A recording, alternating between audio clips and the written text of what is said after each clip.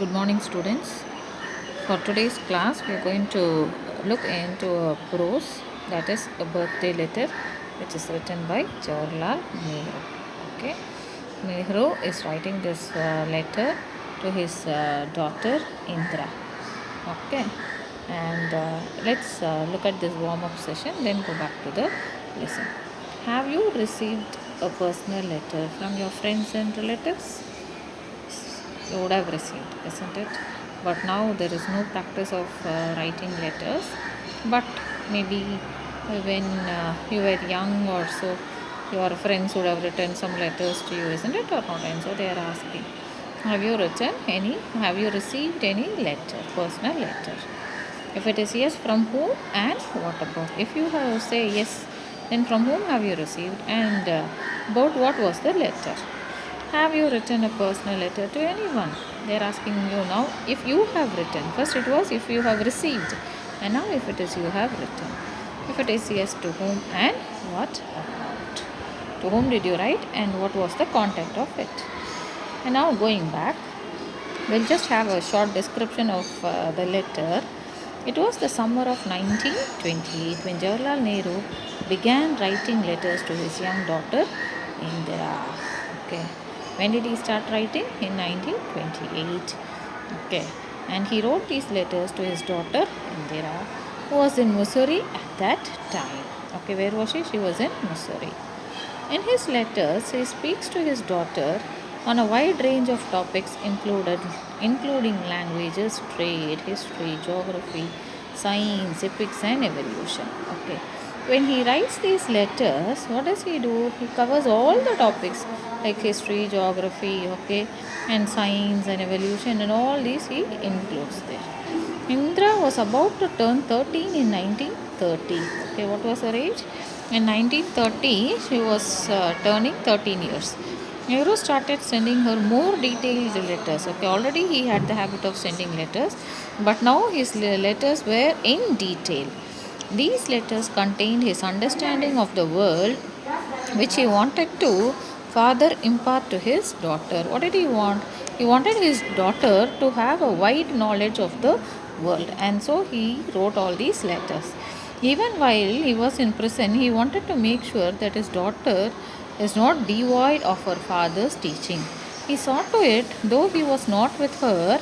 Okay, what did he feel? He felt that his what do you say, his presence, okay, he is not present there, isn't it, or not? And so there should not be any disturbance, or the child should not be separated from the father. There should be no distance between the father and the child. Over the next 4 years, Nehru continuously wrote to his daughter from prison, and his words are still inspiring. For how many years he wrote? For continuously 4 years he wrote to his daughter. Okay, and he was there in prison, and his words were really very inspiring. The letters written by Nehru from the various prisons in British India to his daughter Indra were published in 1942 as a book called Glimpse of World History. Okay, where is it written? It is written in a book called as Glimpse of World History in 1942. It is a collection of 196 letters on world history. How many letters are there? 196 letters on world history. Now coming back to the lesson, see what is given there. See, when talking about a letter, this the father is writing to the daughter. And so now look at the address there. It is written on the right hand side only the place, okay, and the date and the month. And so what is the address there? Now Nehru is in prison. He is in central prison, and the date he is writing it is in Naini, and the date he is writing is at October 26, 1930. And look at the salutation there. He says, "My dear daughter, on your birthday you have been in the habit of receiving gifts and good wishes." Okay.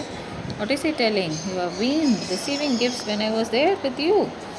Good wishes you will still have in full measures. What present can I send you from Naini prison? Okay, when he was along with his daughter, he used to give her a presents during the birthday. But now he is not there along with her, he is there in the prison, and so He's asking her, what present can I send you from this Naini present?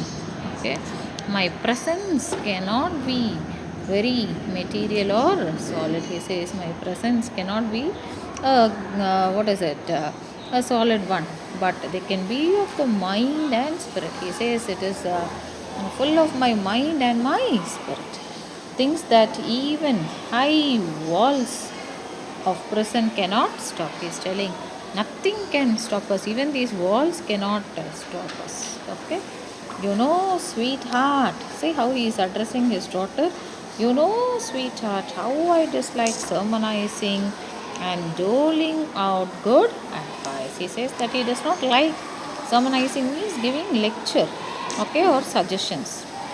I have always thought that the best way to find out what is right and what is not right, what should be done and what should not be done, is not by giving a sermon. He says that he always thought that, okay, what is it, whatever was right or what has to be done, and how does he want it to be done? He says that it is not by giving a sermon, that is a lecture, but how it has to be done. It has to be done by talking and discussing. He says that we have to talk and discuss, and out of discussion sometimes a bit of truth comes out. Okay, he says when we talk and discuss, okay, we are able to find out the truth. And what he says, I have liked my talks with you and we have discussed many things. He says that I remember the talks we have made, that is the talking between you and me. Okay, and what is he telling? We have discussed many things. He says that we have discussed many things in that.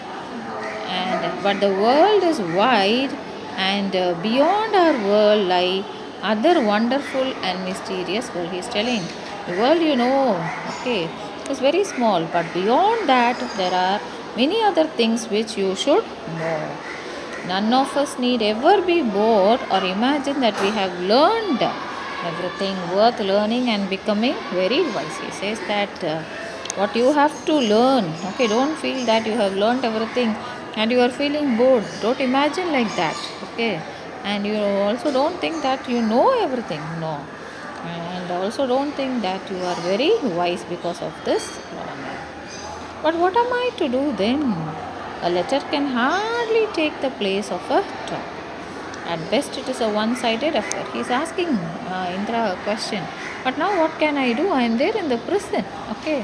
What can I send you? I cannot do anything. Only a letter can talk to you. Okay. More than anything. Okay. And it is also an one-sided affair. That means only one person talking there. Imagine that I have made a suggestion to you for you to think over as if we really were having a talk. He tells her daughter, when you read this letter, you please imagine that I myself am talking to you really. Okay, you do imagine that I am only talking to you really. In history, we have read of great periods in the lives of nations, of great men and women. Do you remember how fascinated you were when you first read the story of Joan of Arc, and how your ambition was to be something like her? Ordinary men and women are not usually heroic. They think of their bread and butter, of their children, of their household worries, and the like. But a time comes when a whole people become interested in great cause. Then history helps even simple, ordinary, ordinary men and women to become heroes. What is he telling there? In history, we have read about great periods in the life of nations. He is talking about nations of great men and women. We learn it in the history. Do you remember how fascinated you were when you read that story, the Joan of Arc? It is a story that took place in France, okay? And this Joan of Arc, her nickname is called as Maid of Florine, okay?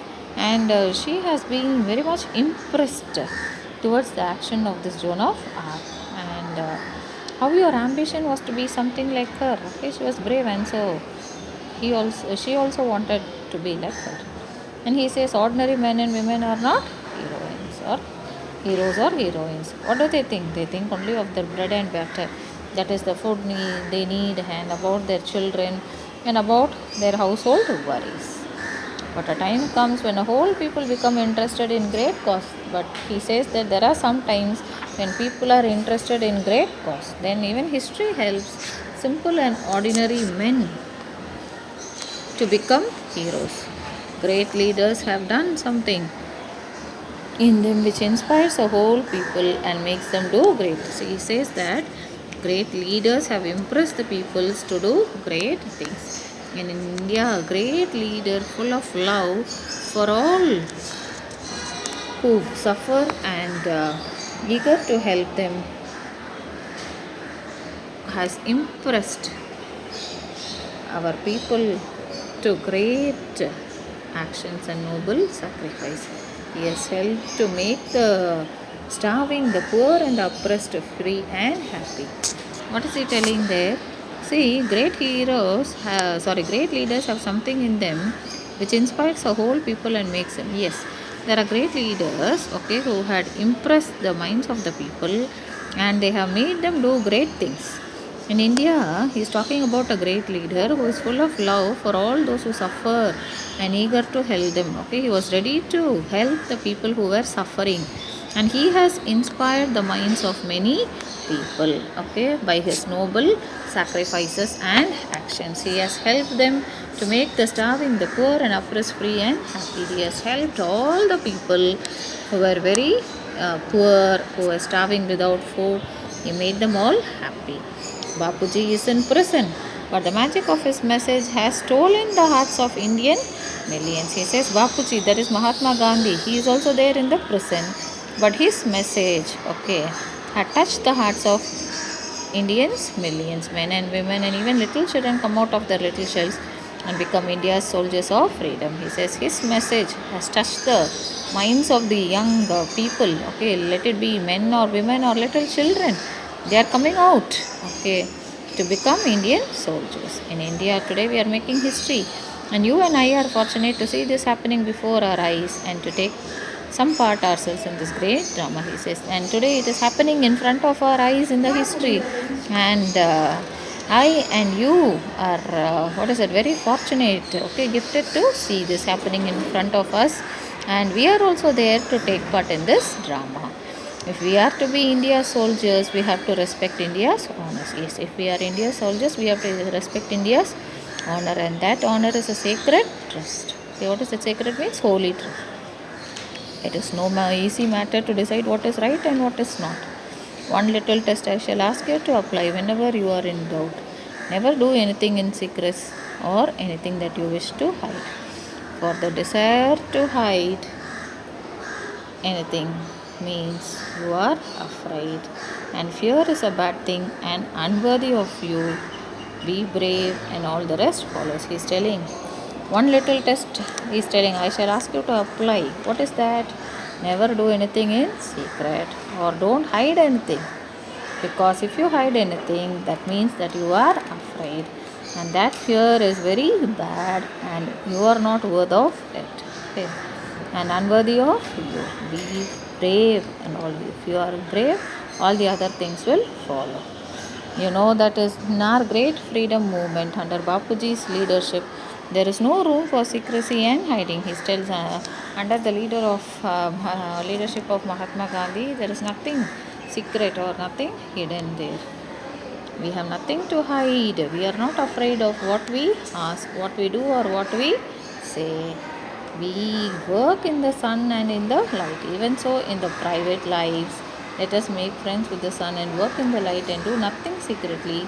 And if you do so, my dear, you will grow up a child of the light, afraid and serene and unruffled, whatever may happen. He says, even if you were to take part, okay, what you have to do, see, he says in this Gandhiji's freedom movement also, there is nothing to be secret, there is no hiding at all.